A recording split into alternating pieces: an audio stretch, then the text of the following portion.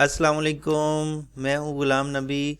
Students, इस video में हम प्रोग्राम नंबर 11 देखेंगे जो हमारे चैप्टर 12 लूप्स वाले चैप्टर का एक मोस्ट इम्पोर्टेंट लॉन्ग क्वेश्चन बन सकता है और कई दफ़ा एज ए लॉन्ग क्वेश्चन आ भी चुका है।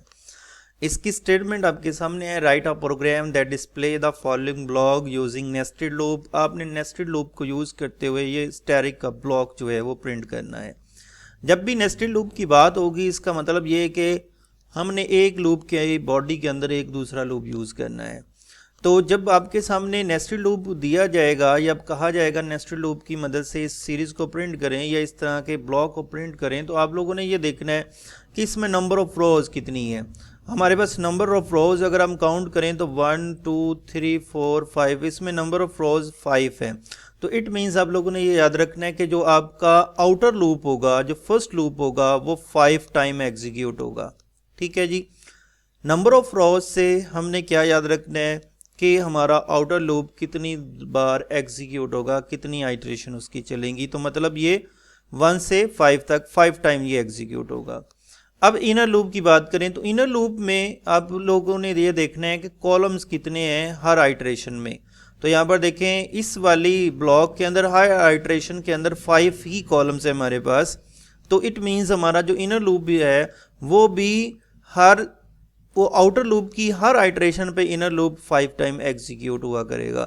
तो अब इसको हम कोड की मदद से इम्प्लीमेंट करके चेक करते हैं कि इसको किस तरह से इम्प्लीमेंट करेंगे। सबसे पहले तो प्री प्रोसेसर डायरेक्टिव्स लिखेंगे, मेन फंक्शन, बॉडी स्टार्ट करेंगे। 2 वेरिएबल्स हमने डिक्लेयर कर लिए, एक का नाम m रख लिया और एक का नाम n रख लिया। एक की मदद से हम आउटर लूप कंट्रोल करेंगे और एक की मदद से इनर लूप कंट्रोल करेंगे। अब सबसे पहले आउटर लूप लगाते हैं। फॉर लूप लगाया हमने, m की मदद से इसे कंट्रोल करेंगे। हमने एक m वेरिएबल को 1 से इनिशियलाइज करवाया और उसके बाद हमारे पास कंडीशन चेक की जाएगी, क्या m less than equal to 5 है। यस, कंडीशन ट्रू होगी। हमने 5 ही क्यों लिखा, क्योंकि हमने बात की थी कि नंबर ऑफ रोज 5 है, तो हमारा आउटर लूप 5 तक जाएगा 1 से शुरू होके। ओके, कंडीशन ट्रू होने पे अब हम लूप की बॉडी के अंदर मूव करेंगे और लूप की बॉडी के अंदर दूसरा लूप जो है वो हम लगा देंगे। अभी दूसरे लूप की भी मैंने आपको इसके बारे में आपको मैंने समझाया कि जो हमारा इनर लूप है वो हमारा नंबर ऑफ कॉलम्स की बेस पे एग्जीक्यूट होता है। तो इसमें हर रो में नंबर ऑफ कॉलम्स मतलब स्टैरिक कितने प्रिंट हुए थे, 5 थे। तो इसका मतलब ये भी आउटर लूप की एक आइटरेशन पे इनर लूप 5 टाइम एग्जीक्यूट हुआ करेगा।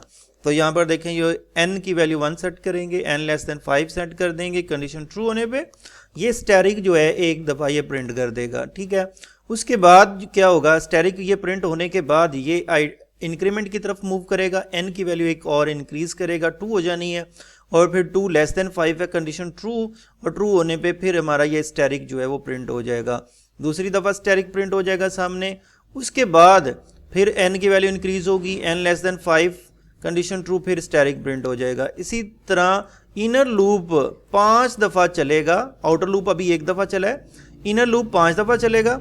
जैसे ही ये कंडीशन फॉल्स होगी, मतलब n की वैल्यू 6 होगी, तो इनर लूप की कंडीशन फॉल्स हो जाएगी और यहाँ से फिर हम वापस आउटर लूप की तरफ चले जाएंगे। अब आउटर लूप का m इंक्रीज होगा, मतलब 1 से 2 होगा और फिर 2 की कंडीशन चेक की जाएगी, 2 लेस देन 5, कंडीशन ट्रू होने पे फिर हम इनर लूप में आ जाएंगे। अब इनर लूप दोबारा फिर 1 से स्टार्ट होगा, तो इसका मतलब फिर ये 5 टाइम चलेगा, मतलब 5 स्टैरिक प्रिंट कर देगा आपके सामने और 5 स्टैरिक प्रिंट कर लेने के बाद ये वापस आउटर लूप की तरफ जाएगा। इसका मतलब आउटर लूप 5 दफ़ा चलना है और इनर लूप, हर आउटर लूप की एक आइटरेशन पे इनर लूप 5 दफ़ा एग्जीक्यूट हुआ करेगा। तो इसका मतलब ये है कि इनर लूप टोटल 25 टाइम चलेगा और आउटर लूप टोटल 5 टाइम सिर्फ चलेगा। तो ये इस तरह से आपके सामने जब भी इनर लूप एक दफ़ा आइटरेशन सारी उसकी ख़त्म हुआ करेंगी तो हम \n को एग्जीक्यूट किया करेंगे ताकि अगली जो स्टैरिक है वो नई लाइन पे प्रिंट हुआ करें। तो ये हमारे पास सिंपल सा प्रोग्राम था जिसकी मदद से हमने एक ब्लॉक ऑफ स्टैरिक जो है वो प्रिंट करना था नेस्टेड लूप की मदद से। होपफुली आपको इसकी समझ आ गई होगी। अब इसको हम इम्प्लीमेंट करते हैं ऑनलाइन सी कंपाइलर के अंदर और देखते हैं इसके रिज़ल्ट को। ओके जी, ऑनलाइन सी कंपाइलर में मैंने कोड लिख लिया है और अब इसको एग्जीक्यूट करते हैं। एग्जीक्यूट पे क्लिक करेंगे और राइट साइड पे इसका रिजल्ट चेक करते हैं। तो आपके सामने देखें तो ब्लॉक ऑफ स्टैरिक जो है वो प्रिंट हो चुका है।